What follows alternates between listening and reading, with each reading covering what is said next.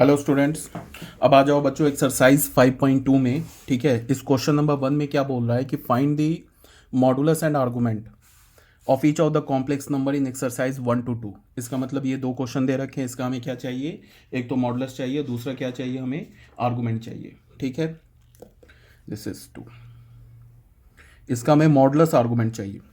Polar form में convert करने के लिए नहीं बोल रहा, हमें क्या बोल रहा है कि find the modulus and argument. हमें मॉडुलस निकालना है, आर्गुमेंट निकालना है। तो स्टार्ट करते हैं, पेज नंबर 63। पहला क्वेश्चन क्या दे रखा है?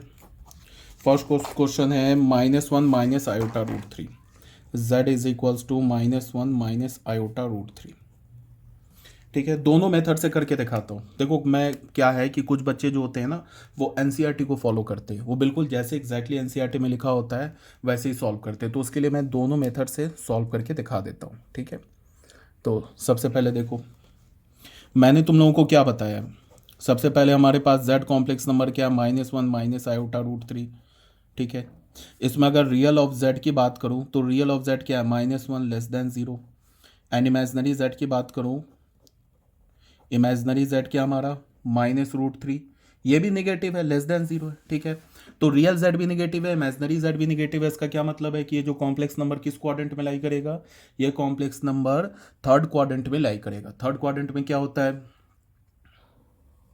हमें पता है ना, यहाँ पे क्या होता है पॉजिटिव, मतलब एक्स भी पॉजिटिव, रियल पार्ट भी पॉजिटिव, इमेजनरी पार्ट भी पॉजिटिव। एक्स हमारा क्या होता है निगेटिव, और वाई क्या होता है पॉजिटिव। यहाँ पे एक्स क्या होगा, ये भी निगेटिव, वाई क्या होगा, ये भी निगेटिव। यहाँ पे एक्स क्या होगा पॉजिटिव एंड वाई क्या होगा निगेटिव। ठीक है, तो कौन सा केस चल रहा है, थर्ड क्वाड्रेंट।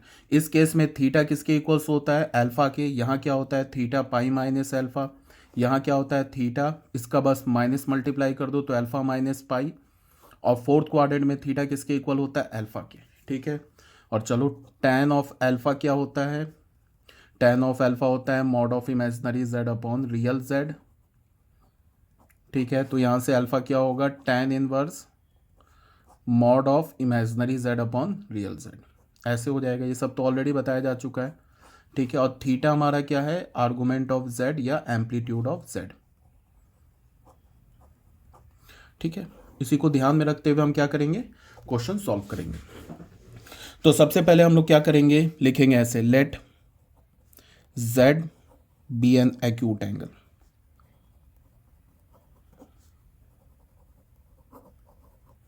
इसको मान लो मेथड 1 है।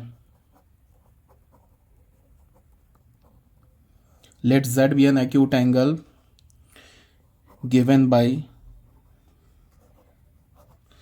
z नहीं sorry, alpha be an acute angle given by tan alpha क्या होता है, tan अल्फा होता है mod of imaginary z upon real z। तो ये क्या हो गया, मॉड इमेजनरी z क्या हो गया -√3, रियल z क्या हमारा -1। तो माइनस माइनस कैंसिल हो गया, तो क्या हुआ मॉड ऑफ √3। अब मॉड के अंदर पॉजिटिव लिखा है तो क्या होगा, सीधे मॉड हट जाएगा √3। √3 को तुम क्या लिख सकते हो, tan ऑफ 60 डिग्री। तो क्या हो गया tan ऑफ 60 डिग्री, 60 डिग्री क्या होता है π/3। तो हमें क्या मिला, tan alpha is equals to tan π/3। तो अल्फा की वैल्यू क्या मिल गई हमें π/3।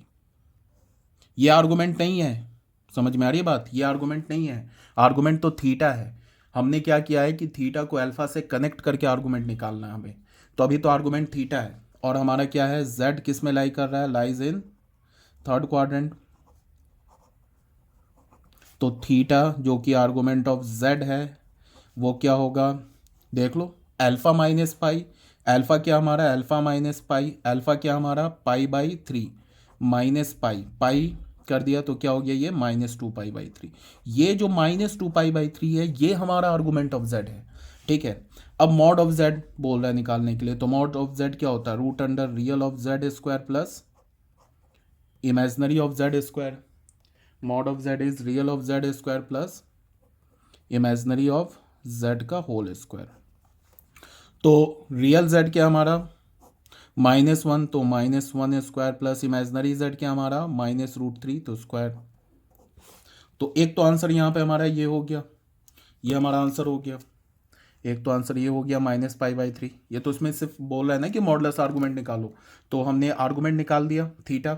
अब मॉडुलस हो गया, ये क्या हो जाएगा √(-1) 1 + 3, ये क्या हो गया √4, √4 इज 2। दूसरा हमारा ये आंसर हो गया। ठीक है, अब अगर पोलर फॉर्म में कन्वर्ट करना चाहते हो तो पोलर फॉर्म में क्वेश्चन में नहीं बोल रहा है पोलर फॉर्म में कन्वर्ट करो, फिर भी अगर तुम पोलर फॉर्म में कन्वर्ट करना चाहते हो, अगर पोलर फॉर्म में अगर हमें मॉड z मिल गया, आर्गूमेंट मिल गया, तो एक लाइन में पोलर फॉर्म में लिख देंगे। पोलर फॉर्म क्या होता है, मॉड z ब्रैकेट में क्या लिखते हैं cos of theta plus iota sine theta, ऐसे ही लिखते हैं ना।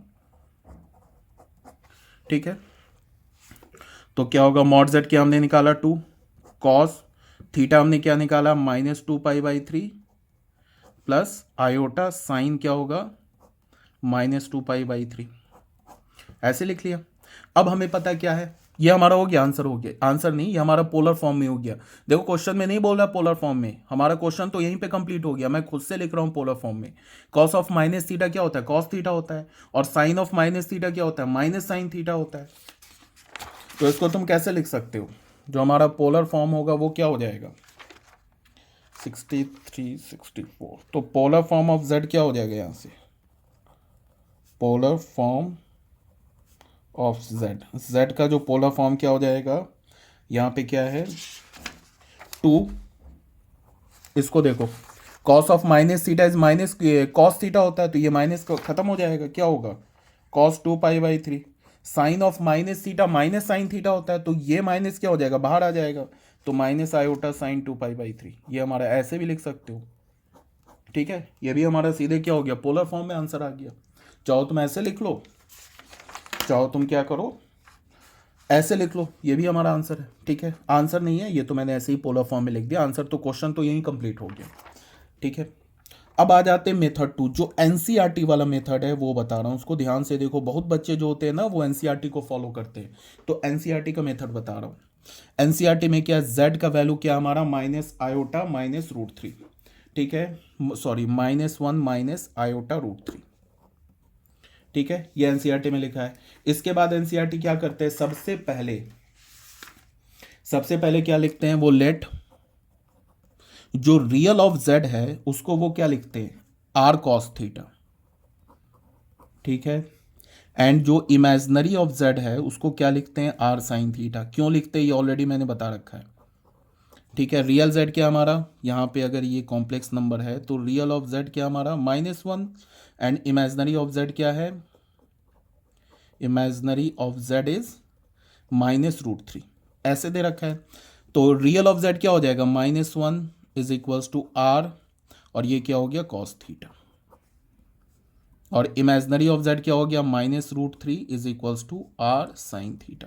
ये बिल्कुल मैं एनसीईआरटी वाला स्टेप फॉलो कर रहा हूँ। ये हो गया फर्स्ट इक्वेशन, ये हो गया सेकंड इक्वेशन, उसके बाद लिखेंगे फ्रॉम 1² + 2², दोनों इक्वेशन को स्क्वायर करके ऐड कर दो। ठीक है, तो जब हम दोनों इक्वेशन को स्क्वायर करके ऐड करेंगे तो लेफ्ट हैंड साइड का स्क्वायर किया -1², इसके भी लेफ्ट हैंड साइड का स्क्वायर किया तो क्या है -√3 का स्क्वायर, ऐड कर दिया। अब राइट हैंड साइड के दोनों इक्वेशन के राइट हैंड साइड को स्क्वायर करके ऐड करेंगे तो यहाँ से इसका स्क्वायर क्या होगा r² cos² थीटा, इसका स्क्वायर क्या होगा r² sin² थीटा। अब यहाँ से अगर हमने r² कॉमन लिया तो क्या हो गया cos² theta plus sin² theta which is always 1, जो कि हमारा किसके इक्वल होगा 1 के इक्वल होगा। तो ये हो गया 1, ये क्या हो गया 3, यहाँ से क्या हो गया r², तो r² is equals to 4। r क्या हमारा, r तो हमारा मॉड z है ना, मॉड z ही को तो r लिखते हैं, तो मॉड z का स्क्वायर क्या मिल गया 4, और मॉड z क्या होता है पॉजिटिव होता है, तो इसका मतलब कि इसका निगेटिव स्क्वायर रूट नहीं लेंगे। तो यहाँ से हमें क्या मिल गया mod z is equals to 4। ठीक है, एक तो मॉड z पूछ रहा था। देखो ये जो कैलकुलेशन इसने किया है ना, इतना बड़ा कैलकुलेशन एनसीईआरटी ने जो किया कैलकुलेशन, ये सिर्फ मॉड z निकालने के लिए किया है, सिर्फ और सिर्फ मॉड z निकालने के लिए किया है। तुम चाहते तो मॉड z तो एक ही लाइन में लिख लेते, मॉड z तो डायरेक्ट ही तुम लिख लेते √ real z² plus imaginary z², ऐसे ही मॉड z निकल जाता। रियल z का क्या होगा -1 का स्क्वायर 1 -√3 का स्क्वायर 3, तो ये क्या हो गया √4 2, यहीं पे मॉड z निकल गया। अब इस मॉड ऑफ z को जो कि r के इक्वल है इसको डालो तुम यहाँ पे, तो कॉस थीटा और साइन थीटा का वैल्यू पता चल जाएगा। एनसीईआरटी ने क्या किया, ये इतना लंबा चौड़ा कैलकुलेशन करने के बाद इसने निकाला मॉड z या r निकाला, ठीक है। उसके बाद इस मॉड z को फर्स्ट इक्वेशन में डाल के सेकंड इक्वेशन में डाल के साइन थीटा कॉस थीटा का वैल्यू निकालेगा। ये एनसीईआरटी कर रहा है, मैं नहीं कर रहा हूँ, इस मैंने एनसीईआरटी का स्टेप फॉलो किया है तो ये सब मैंने किया। बट अगर तुम चाहते तो ये इसकी जगह डायरेक्ट मॉड z निकाल लेते, यहाँ से मॉड z निकल गया और मॉड z को डायरेक्ट तुम क्या करते, फर्स्ट और सेकेंड इक्वेशन में डालते तो सीधे तुम्हें साइन थीटा और कॉस थीटा की वैल्यू मिल जाएगी। अब साइन थीटा कॉस थीटा की वैल्यू क्यों निकालना चाह रहे हैं हम, इसलिए कि हमें आर्गूमेंट निकालना है, ठीक है। इस मेथड से तो मैंने आर्गूमेंट एक लाइन में निकाल दिया फॉर्मूले पे। अब अगर हमें एनसीईआरटी के मेथड से आर्गूमेंट निकालना है तो ये सब करना होगा, पहले कॉस थीटा कैलकुलेट करना होगा, फिर साइन थीटा कैलकुलेट करना होगा, ठीक है। तो यहाँ से अब क्या लिखेंगे, फ्रॉम वन एंड टू,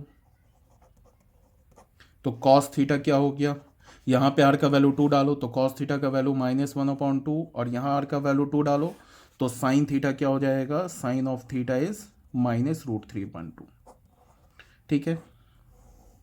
ये हो गया कॉस थीटा का वैल्यू, ये हो गया साइन थीटा का वैल्यू। अब हमें करना क्या है, अब हमें एक ऐसा एंगल, एक ऐसा, पहले उससे पहले भी देखो cos theta negative sine theta negative. अब तुम ये देखो कि किस क्वाड्रेंट में कॉस थीटा और साइन थीटा दोनों निगेटिव होता है। फर्स्ट क्वाड्रेंट में तो सारे पॉजिटिव होते हैं तो फर्स्ट क्वाड्रेंट तो होगा नहीं। सेकंड क्वाड्रेंट में क्या होता है, सेकंड क्वाड्रेंट में साइन थीटा पॉजिटिव होता है, कॉस थीटा निगेटिव होता है, बट यहाँ तो साइन थीटा भी निगेटिव है तो सेकंड क्वाड्रेंट भी खत्म हो गया। अब थर्ड क्वाड्रेंट आओ, थर्ड क्वाड्रेंट में कॉस थीटा भी निगेटिव होता है, साइन थीटा भी निगेटिव होता है, इसका मतलब थीटा हमारा थर्ड क्वाड्रेंट में लाई करेगा। ये इतना करने से ये से अच्छा क्या है कि यहाँ पे रियल z निगेटिव है और यहाँ पे इमेजनरी z निगेटिव है, तो इसका मतलब क्या होगा कि z किस क्वाड्रेंट में लाई करेगा, ऑब्वियस यहीं से पता चल रहा है थर्ड क्वाड्रेंट में, बिकॉज रियल z नेगेटिव है, इमेजनरी z नेगेटिव है, तो z को तो थर्ड क्वाड्रेंट में लाई करना ही है, ठीक है। तो अब हमें करना क्या है कि एक ऐसा एंगल थीटा खोजना है जिस थीटा पे कॉस थीटा का वैल्यू आ जाए -1/2 और साइन थीटा का वैल्यू आ जाए -√3/2, और वो थीटा किस में लाई करना चाहिए, थर्ड क्वाड्रेंट में। तो देखो कैसे करेंगे, इसके लिए हमने क्या किया, बात को ना बिल्कुल ध्यान से सुनो। हमने क्या किया, कॉस थीटा क्या हमारा, देखो कॉस थीटा क्या हमारा -1/2 एंड कॉस थीटा -1/2 है। तो इसको मैं कैसे लिख सकता हूँ, ये तुम पहले देखो, माइनस को ऐसे रहने दो। ये जो 1/2 है ना, एक ऐसा एंगल सोचो जिस पर फर्स्ट क्वाड्रेंट में सोचो जिस पर कॉस का वैल्यू 1/2 हो जाए, तो कौन सा एंगल है, 60 डिग्री। तो उसको हम क्या लिख सकते हैं, -cos 60 डिग्री को क्या लिख सकते हैं, π/3, ठीक है।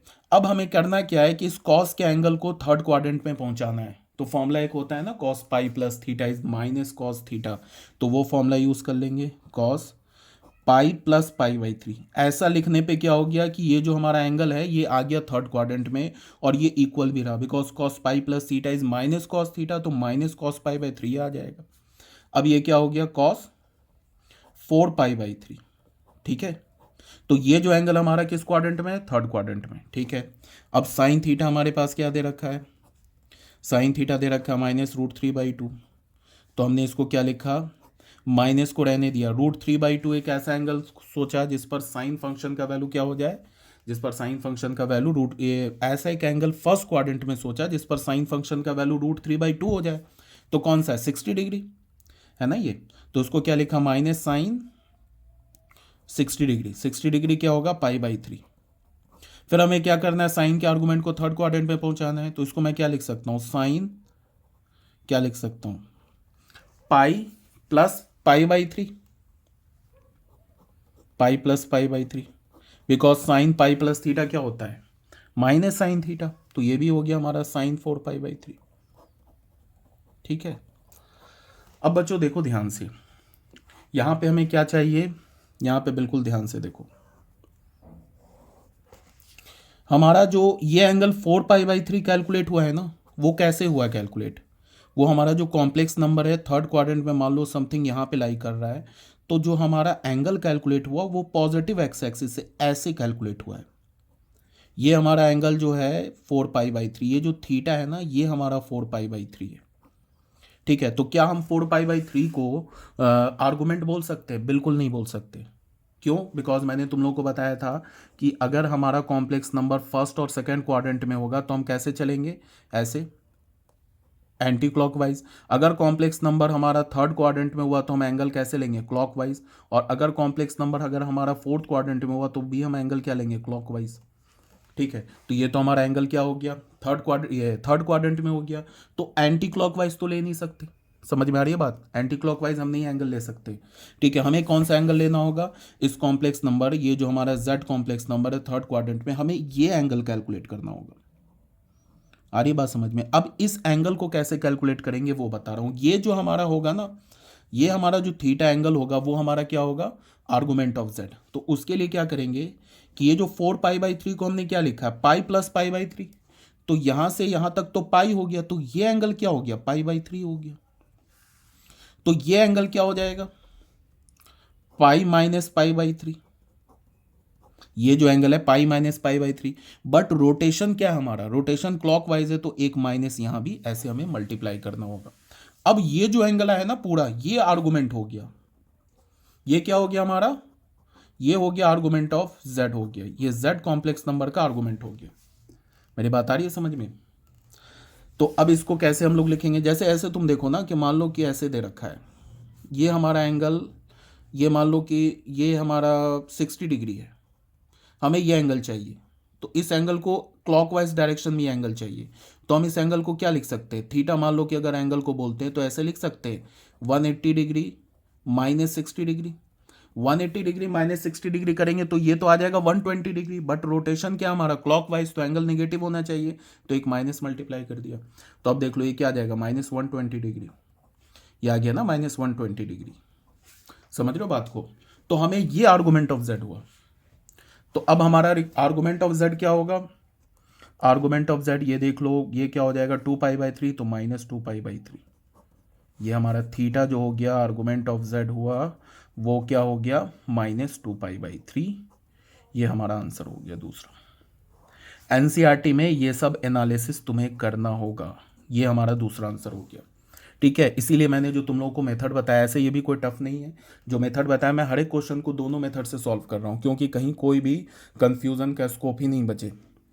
ये जो मैंने तुम लोग को फर्स्ट मेथड बताया इसमें कहीं कोई कंफ्यूजन नहीं है, सिंपल जो बताया है उसको फॉलो करोगे आंसर आ जाएगा। पहले मैंने क्या बोला कि z निकाल लो, सबसे पहले बोला tan अल्फा निकाल लो, tan अल्फा से तुम अल्फा की वैल्यू निकाल लो फर्स्ट क्वाड्रेंट में। उसके बाद देखो कॉम्प्लेक्स नंबर किस क्वाड्रेंट में है, वो कैसे पता चलेगा, रियल z और इमेजनरी z को देख के। थर्ड क्वाड्रेंट में तो alpha minus pi, theta is equals to, this is minus alpha, not alpha नहीं, theta is equals to minus alpha. ठीक है, सॉरी। तो यहाँ पे अगर फर्स्ट क्वाड्रेंट में है तो थीटा किसके, अल्फा के इक्वल होगा। सेकंड क्वाड्रेंट में तो आर्गुमेंट किसके इक्वल होगा, पाई माइनस अल्फा के इक्वल होगा। थर्ड क्वाड्रेंट में तो अल्फा माइनस पाई के, और फोर्थ क्वाड्रेंट में तो माइनस अल्फा के। ये बिल्कुल सिंपल है, इसमें ये सब एनालिसिस हमें करना होगा जो एनसीईआरटी वाला मेथड है। ठीक है, अब आ जाते हैं बच्चों क्वेश्चन नंबर 2 में। क्वेश्चन नंबर 2 में क्या है कि जो हमारा जेड कॉम्प्लेक्स नंबर दे रखा है वो किसके इक्वल दे रखा है, हमारा जेड दे रखा है -√3 प्लस आयोटा। अब इसमें देखो, इसमें क्या हमारा सॉल्यूशन में आ जाओ, z किसके इक्वल दे रखा है, -√3 प्लस आयोटा। तो यहाँ से रियल ऑफ z क्या हमारा, रियल ऑफ z है -√3, एंड इमेजनरी ऑफ z क्या है, इमेजनरी ऑफ z है 1। तो -√3 क्या है, निगेटिव है, 1 क्या पॉजिटिव है, तो negative, x negative y positive, x हमारा निगेटिव एंड y हमारा पॉजिटिव। कॉम्प्लेक्स नंबर किस क्वाड्रेंट में लाई करेगा, ऑब्वियस सी बात है सेकंड क्वाड्रेंट में लाई करेगा। ठीक है,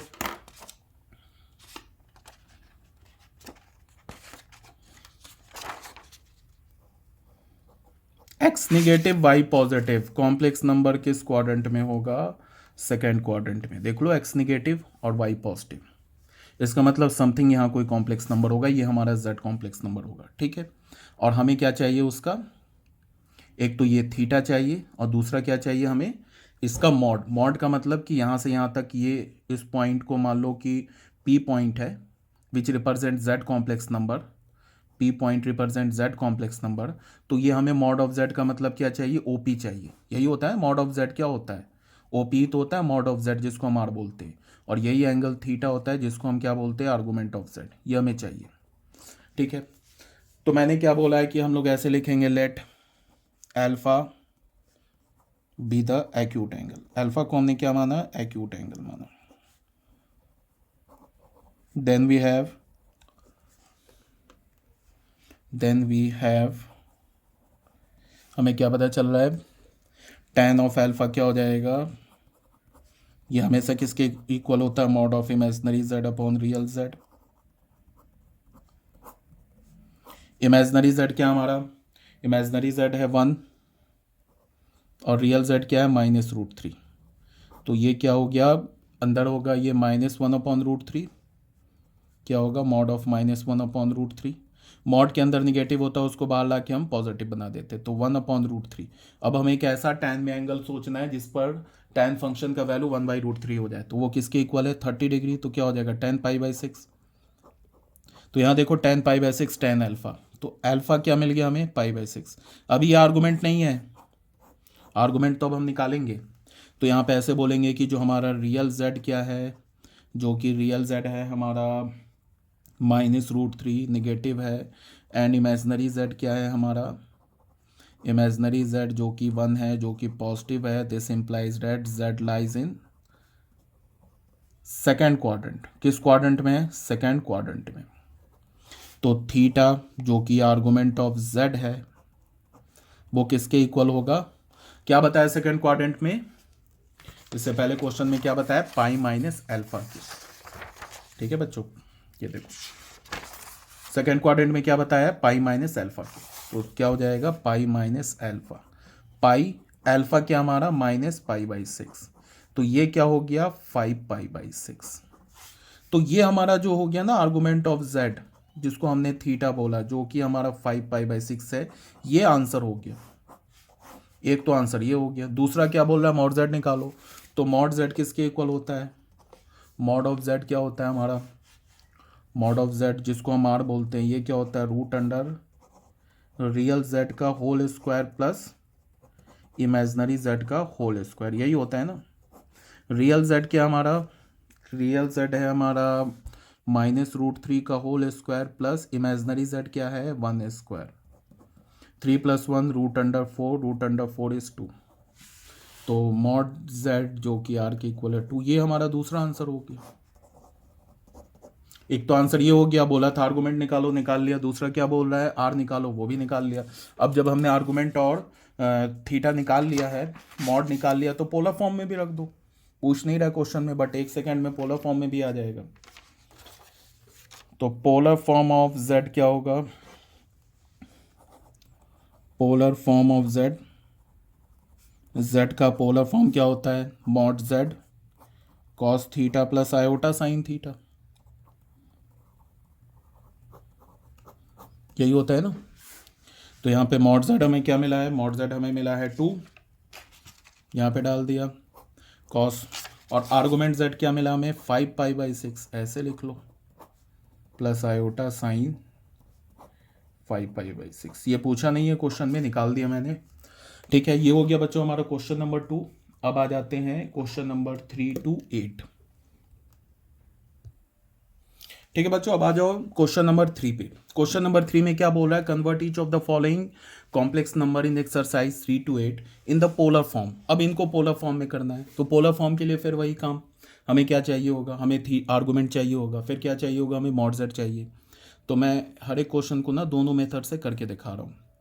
सॉल्यूशन नंबर 3, z हमारा क्या है 1 माइनस आयोटा। ठीक है, इसमें पहले मेथड नंबर 1 कर लिया हमने। चलो, तो रियल ऑफ z क्या हमारा, रियल ऑफ z 1 है, एंड इमेजनरी ऑफ z क्या हमारा, इमेजनरी ऑफ z है हमारा -1। तो इसका मतलब x हमारा क्या है, पॉजिटिव है, y क्या हमारा निगेटिव है। तो पॉजिटिव निगेटिव किस क्वाड्रेंट में होगा, पॉजिटिव निगेटिव जो होगा हमारा, ठीक है, मैं ना एक पेज में लिख लेता हूँ, बार बार बच्चों ना लिखने से अच्छा क्या मैंने यहाँ पे लिख लिया है। देखो, x negative y positive, x positive y positive first quadrant में, इस केस में थीटा किसके इक्वल होगा, अल्फा के equal. x negative y positive किस क्वाड्रेंट में, सेकंड क्वाड्रेंट में, इस केस में थीटा, थीटा क्या हमारा, थीटा जो है वो है आर्गुमेंट ऑफ z, जिसको हम एम्पलीट्यूड ऑफ z बोलते हैं। और यहाँ पे मॉड z जो आर है जो कि हमारा है मॉडुलस ऑफ जेड, ठीक है। थीटा हमारा आर्गुमेंट जेड या एम्पलीट्यूड ऑफ जेड। तो फर्स्ट क्वाड्रेंट में क्या होगा, फर्स्ट क्वाड्रेंट में ये एक्स हमारा रियल पार्ट है, वाई के हमारे इमेजिनरी पार्ट दोनों पॉजिटिव होगा, तो फिर थीटा मीन्स आर्गुमेंट किसके इक्वल होगा, अल्फा के इक्वल है। ये भी चलो मैं लिख लेता हूँ, tan अल्फा यहाँ पे क्या होता है, mod of imaginary Z upon real Z. तो यहाँ से अल्फा किसके इक्वल होगा, tan inverse mod of imaginary Z upon real Z, ऐसे लिखिए, ठीक है। तो इसका क्या मतलब है कि यहाँ पे देखो X positive Y positive theta alpha के equal first quadrant, X negative Y positive second quadrant में थीटा किसके इक्वल होगा, पाई माइनस अल्फा के। X negative Y negative real भी निगेटिव इमेजिनरी भी निगेटिव, तो थीटा किसके इक्वल होगा, अल्फा माइनस पाई के third quadrant. X positive Y negative तो थीटा माइनस अल्फा के इक्वल होगा फोर्थ क्वाड्रेंट। थीटा हमारा क्या है, आर्गुमेंट जेड बोलो या एम्पलीट्यूड ऑफ जेड बोलो। एक्स क्या, सॉरी एक्स क्या हमारा रियल ऑफ जेड, क्या रियल ऑफ जेड है, वाई क्या हमारा इमेजिनरी ऑफ जेड है, ठीक है। मॉड ऑफ जेड को हम क्या बोलते हैं, आर, जिसको हम बोलते हैं मॉडुलस ऑफ जेड। अल्फा कैसे निकालोगे, mod of imaginary Z upon real Z, ठीक है। बस इसे तुम्हें फॉलो कर लेना है, ठीक है। तो अब देखो ये बार बार लिखने से अच्छा क्या, मैंने एक जगह लिख लिया, बार बार मैं तुम्हें दिखा सकता हूँ।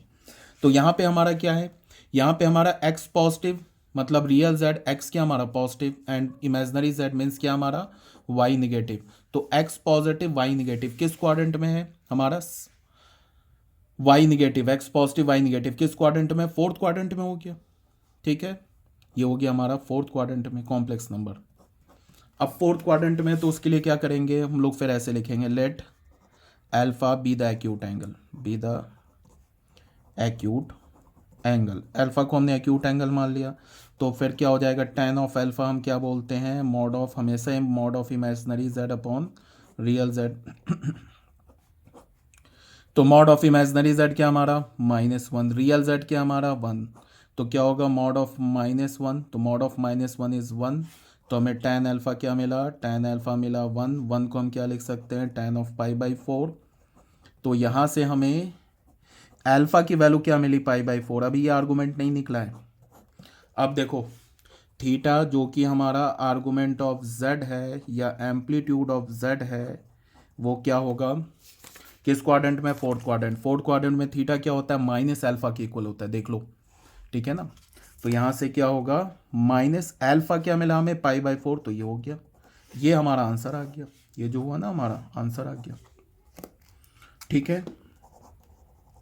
ये पहला आंसर आ गया। अब हमें मॉड जेड निकालना है, मॉड जेड को सिंपल सा है,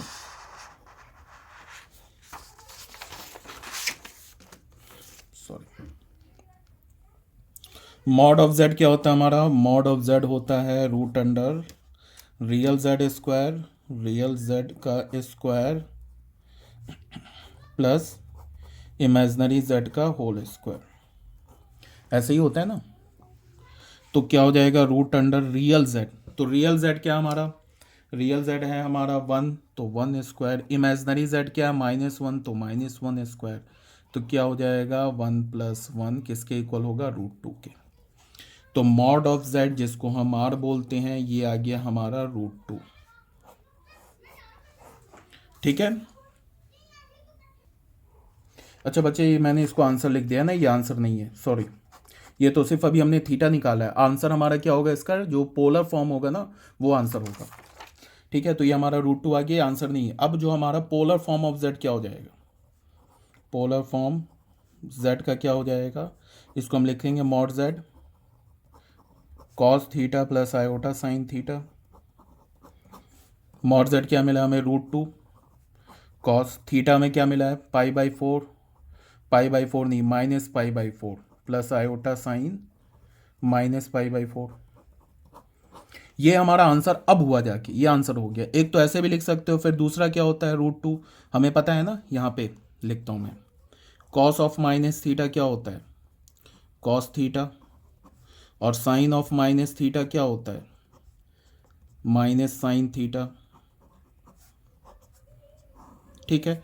तो यहाँ पे कॉस ऑफ माइनस थीटा का अगर फॉर्मूला लगाओगे तो क्या हो जाएगा, कॉस π/4, और ये माइनस बाहर आ जाएगा तो माइनस साइन π/4। ये भी आंसर ऐसे भी लिख सकते हो, ठीक है। ये अब जाके हमारा फाइनल आंसर हुआ, ठीक है। तो ये हो गया बच्चों मेथड नंबर 1। जैसे मैंने तुम लोगों को बताया कि अगर ऐसे करोगे ना तो कहीं कोई कंफ्यूजन नहीं है, इस मेथड से करोगे तो कोई कंफ्यूजन नहीं है। एनसीईआरटी क्वेश्चन को कैसे सॉल्व करेगा वो भी मैं करके दिखा दे रहा हूँ। वीडियो थोड़ी लंबी हो रही है बट कोई नहीं, कहीं कोई कंफ्यूजन नहीं होना चाहिए, ठीक है। कंफ्यूजन का कोई भी स्कोप नहीं बचना चाहिए। मेथड 2 ये एनसीईआरटी वाला मेथड है, बिल्कुल मैं एनसीईआरटी के मेथड को फॉलो कर रहा हूँ, ठीक है। एनसीईआरटी क्या करेगा वो बता रहा हूँ। एनसीईआरटी सबसे पहले लिखेगा z। एनसीईआरटी क्या करेगा, लिखेगा इसको z हमारा है -1 - √3 i। उसके बाद एनसीईआरटी लिखेगा लेट रियल z को मान लिया -1 है r cos थीटा, तो यहाँ से रियल z क्या हो गया -1 एंड इमेजनरी z क्या हो गया, इमेजनरी z हो गया, सॉरी कुछ मैं गलत लिख रहा हूँ, क्वेश्चन नंबर 3 है, दिस इज 1 - 3, सॉरी। z हमारा कॉम्प्लेक्स नंबर क्या है, z हमारा कॉम्प्लेक्स नंबर है 1 - i। तो यहाँ पे रियल z क्या हो गया, रियल z हो गया 1 एंड इमेजनरी z क्या हो गया, इमेजनरी z हो गया -1। अब एनसीईआरटी क्या बोलेगा, इसको बोलेगा कि लेट रियल z जो 1 है इसको लिख दिया इसने r cos थीटा। ये कहाँ से आया ये भी बता चुका हूँ मैं तुम लोगों को। और जो हमारा इमेजनरी z है -1 इसको क्या लिख दिया r sin थीटा। इसको मान लिया फर्स्ट इक्वेशन, इसको मान लिया सेकंड इक्वेशन, ठीक है। उसके बाद क्या करना हमें, उसके बाद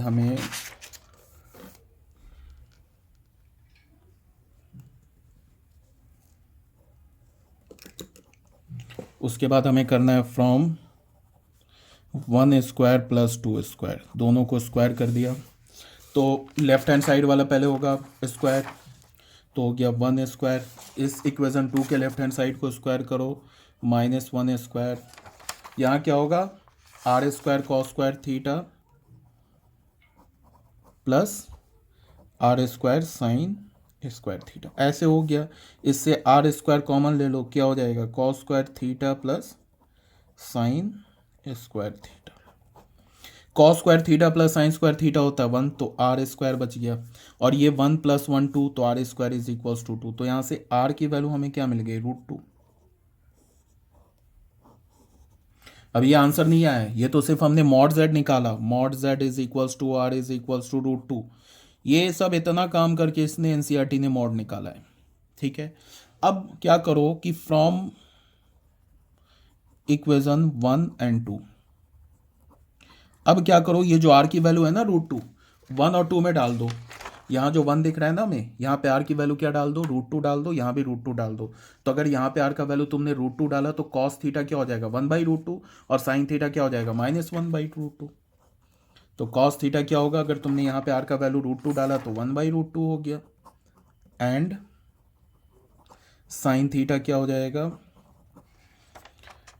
1/√2 एंड sin थीटा इज -1/√2।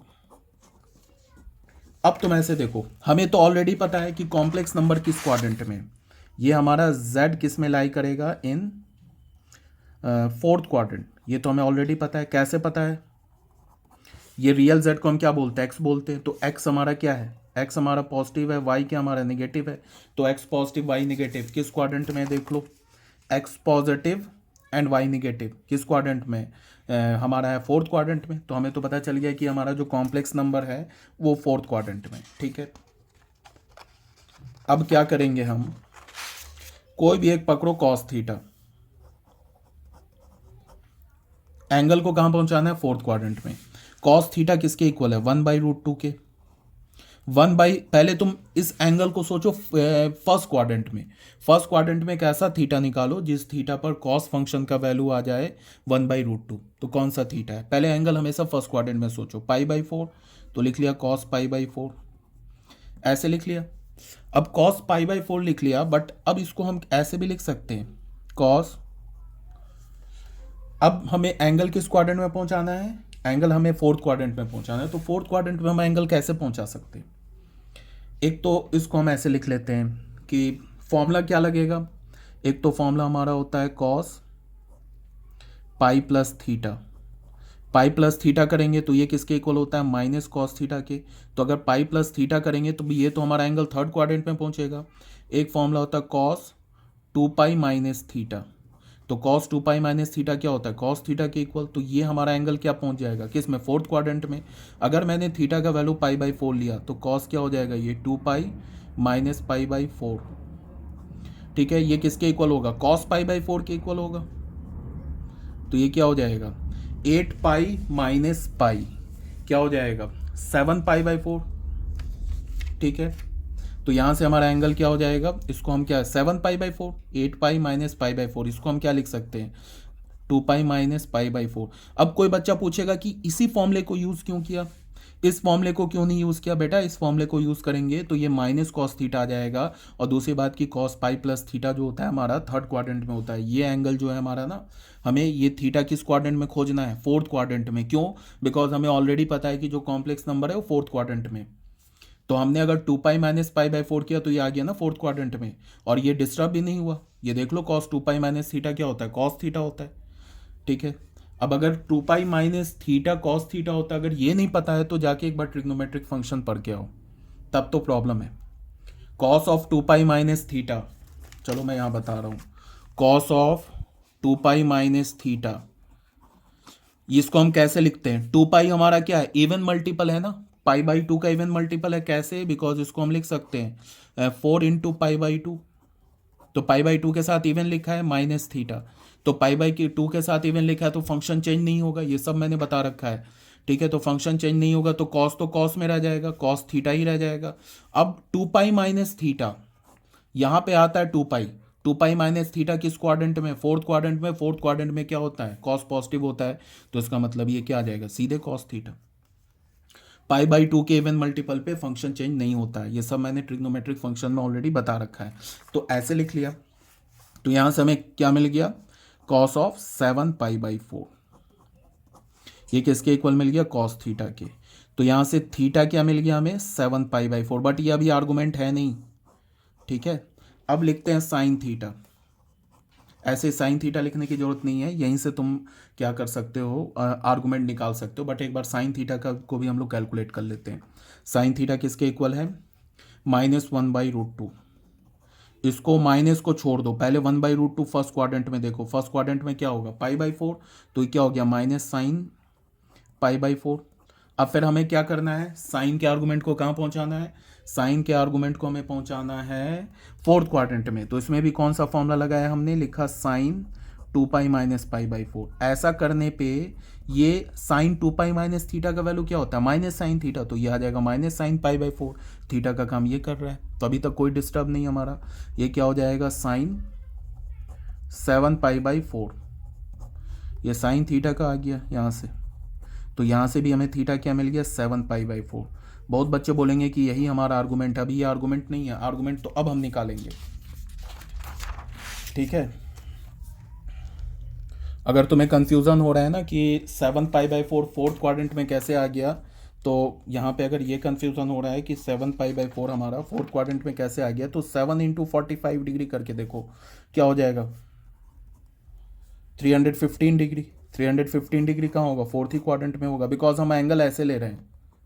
अब देखो हम लोग आर्गूमेंट कैसे लिखेंगे, हमारा 69, ये आर्गूमेंट जो होगा, अब ये एंगल जो 7 पाई/4 है वो कैसे लिया हमने, हमारा कॉम्प्लेक्स नंबर कुछ यहाँ लाई कर रहा है, तो ये एंगल आया हमारा 7 पाई/4। ये जो हमारा थीटा आया ना 7 पाई/4, बट हमें क्या पता है कि फर्स्ट क्वाड्रेंट में अगर एंगल होता है तो हम कैसे जाते हैं, फर्स्ट क्वाड्रेंट में अगर कॉम्प्लेक्स नंबर है तो एंटी क्लॉकवाइज, सेकंड क्वाड्रेंट में तो भी एंटी क्लॉकवाइज, अगर थर्ड क्वाड्रेंट में तो क्लॉकवाइज, और फोर्थ क्वाड्रेंट में तो भी क्लॉकवाइज, ऐसे हमें पता है। तो ये एंगल आया हमें 7 पाई/4, यहाँ पे हमारा कॉम्प्लेक्स नंबर, ये जो एंगल है ना ये आया हमारा 7 पाई/4, बट हमारा आर्गूमेंट क्या होगा, आर्गूमेंट तो ये एंगल होगा ना क्लॉकवाइज डायरेक्शन में। तो इस एंगल को हमने कैसे निकालना है, इस एंगल के लिए हमने क्या किया कि 2 पाई में से क्या सब्ट्रैक्ट कर दिया, ये जो हमारा पूरा एंगल 2 पाई, उसमें हमने सब्ट्रैक्ट कर दिया 7 पाई बाई 4। फिर उसको, ये क्लॉकवाइज डायरेक्शन है तो एक माइनस भी लगा दिया। आ रही है बात समझ में? अब देखो ये हमारा माइनस, ये क्या हो जाएगा 8 पाई माइनस 7 पाई, क्या हो जाएगा पाई बाई 4। तो देख लो अब ये आ गया माइनस पाई बाई 4, ये जो एंगल है ना ये आ गया हमारा किसके इक्वल हो गया, माइनस पाई बाई 4 के इक्वल हो। अब ये हमारा आर्गुमेंट ऑफ जेड हो गया। आ रही है मेरी बात समझ में? ये हमारा क्या हो गया, आर्गुमेंट ऑफ जेड। यही आया था ना माइनस पाई बाई 4 जब मैंने फर्स्ट मेथड से किया था सॉल्व, ये हमारा आर्गुमेंट ऑफ जेड हुआ। और जेड हमने क्या निकाल रखा है, जिसको आर बोलते हैं, ये तो हमने ऑलरेडी यहाँ पे निकाल रखा है √2। तो हमारा रिक्वायर्ड पोलर फॉर्म क्या हो गया, ये बेटा मैंने ना एनसीईआरटी का मेथड फॉलो किया है। मॉड जेड ये हो गया cos theta plus iota sine theta. Mod Z क्या हमारा √2 और कॉस थीटा में क्या मिला minus pi by 4 plus iota sine यहाँ पे क्या लिखेंगे माइनस पाई बाई 4। अब अगर हमें पता है cos of minus theta is cos theta, चाहो तो तुम ऐसे भी लिख दो, यहाँ पे भी यही भी आंसर हो गया। तो इसको हम लिख सकते हैं कॉस पाई बाई 4, इस माइनस को बाहर निकाल दो, आयोटा साइन पाई बाई 4।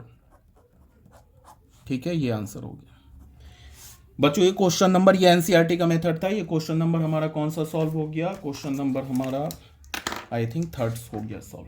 ठीक है, अब आ जाते हैं बच्चों क्वेश्चन नंबर 4 में। जैसा मैंने बोला हर एक क्वेश्चन को मैं दोनों मेथड से सॉल्व करके तुम लोगों को दिखाऊंगा कि कहीं कोई कंफ्यूजन नहीं होगा। 3rd में नहीं सीख पाए तो 4th क्वेश्चन में सीख जाओगे, 4th में नहीं सीख पाए तो 5th में सीख जाओगे, किसी ना किसी क्वेश्चन में तो सीख ही जाओगे। अब आ जाते हैं बच्चों हम लोग क्वेश्चन नंबर 4 पे। ठीक है, क्वेश्चन नंबर 4 एक काम करते हैं नेक्स्ट वीडियो में करते हैं, 41.45, ज़्यादा लंबा हो गया वीडियो।